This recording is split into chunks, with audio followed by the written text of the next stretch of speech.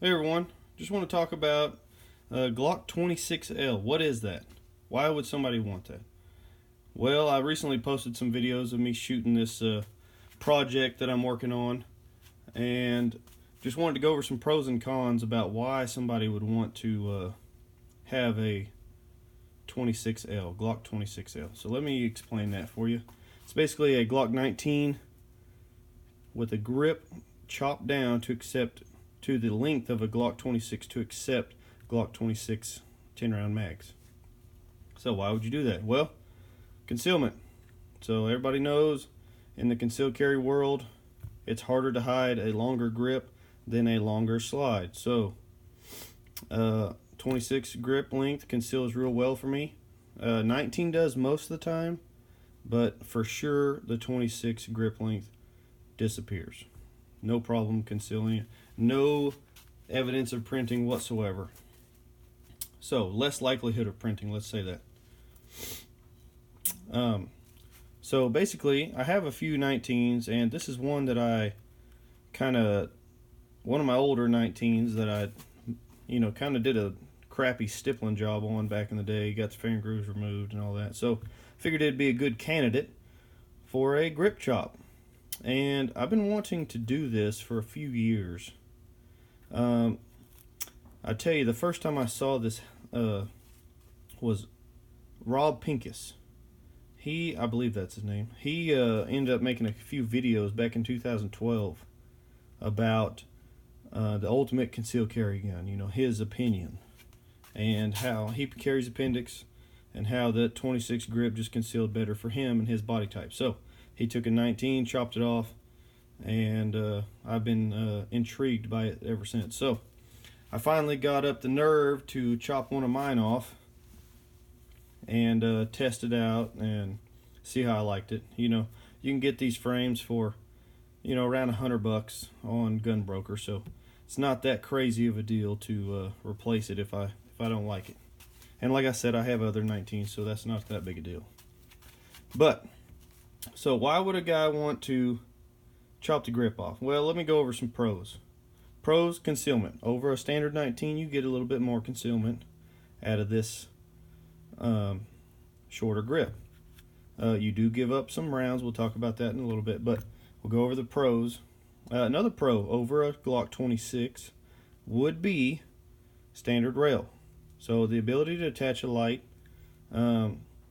is pretty nice. Now, I have tried out the Streamlight TLR6 on the 26. I didn't care for how it activated as much as the Streamlight TLR1HL that I normally use. So don't like that. Have to attach it to the trigger guard, no standard rail. So that's a pro of a grip chop 19 26L. Another pro over a standard 19 would be mag options. So now you got the option to run a 10-round mag. You're still giving up a little bit of capacity, but you're gaining concealment. So you can use any of your Glock 9mm mags pretty much in this gun. Also, you're gaining a little bit of velocity. I don't know how much feet per second you would maintain with a 4.02 inch barrel versus the 3.42 inch barrel of a 26, but it's definitely more. Is that going to make or break the performance of a hollow point? Probably not, but that's one thing you keep when you use this versus this. Longer sight radius. That's one of the pros of this setup versus this setup. Now, is that going to matter at self-defense distances? You be the judge. That's not for me to decide. I think any advantage I can have, I want. So, longer sight radius. Just so happens that the 19 is a little bit flatter and softer shooting than a Glock 26. Not much, but some. So that heavier slide and longer barrel just stays a little flatter, takes less effort to keep it flat. So your follow-up shots might be a little faster with a 19 over a 26. That's one of the things that you gain on this setup versus this setup.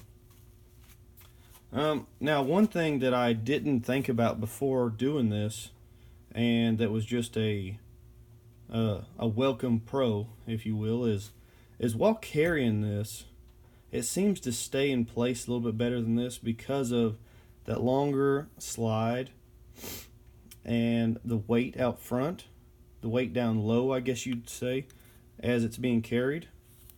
When you load up a 26 and carry it inside the waistband, your grip seems to weigh as much as the slide or close, so it can kind of move around a little bit more, and you have less leverage against your body to keep it from kind of bowing out a little bit than you do with a longer slide and heavier slide. Just kind of keeps it in its spot a little bit better, I've noticed. You know, nothing that I was anticipating until I actually started carrying it some. So now I have shot this a little bit, and it's still in the testing phase, I would say. Just carrying it around the house and whatever. But it does shoot nice. It shoots a lot like this 19, of course minus the RMR, but shoots a lot like a 19 because of this 19 top. Shoots a little bit softer and flatter than the 26. So what's some of the cons from doing this? Well, first of all, you got to chop your frame off, okay, to get this. Now you can buy another frame that's a non-matching serial number and chop it off, but you know, that's definitely one of the cons. So now, will you get your investment back out of this like you would without it chopped? You know, probably not. I don't know. But like I said, this one had already been modified, so I figured that'd be a good candidate for this job. Another con, you know, that someone could say is slightly heavier carry setup than this, than the 26. Now, I weighed it, and it's about 1.2 ounces more this setup over this setup. So you know, it's not quite enough to worry about in my opinion, but it could be something. So that's the only cons I can really think of. The pros definitely outweigh the cons. Now, one of the big pros for me in my situation is I like to run a red dot sight on my handgun. So I wanted to make sure that the frame I did cut could cross over to this one. So since these are both Gen 4 frames, and so I can take this slide setup and put it on this frame. You know, real easy swap. Don't have to modify anything. Point of aim, point of impact still the same at 25 yards. So it all worked out good as far as that goes. Instead of having to send my 26 off to get milled and run an RMR on it when I want a deeper concealment or less likelihood of printing. So that was a setup that I wanted when I chopped this off. So that worked out pretty good. I'm pretty happy with it. It feels good in the hand. Points pretty naturally. You know, not one might think that it would feel unbalanced, but really in the hand, it's about the same feel as a 26. Really, not a whole lot of difference. Shooting, it feels more like a 19. Feels just like a 19 versus a 26. So that's a big plus in my book. As far as the grip length, it's the same as this. Fit 10 round mags. I'll go ahead and show you what it looks like. This is the mag that I plan on carrying in it with a Gen 5 base plate. But it fits in there really good and drops free and everything. So that's nice.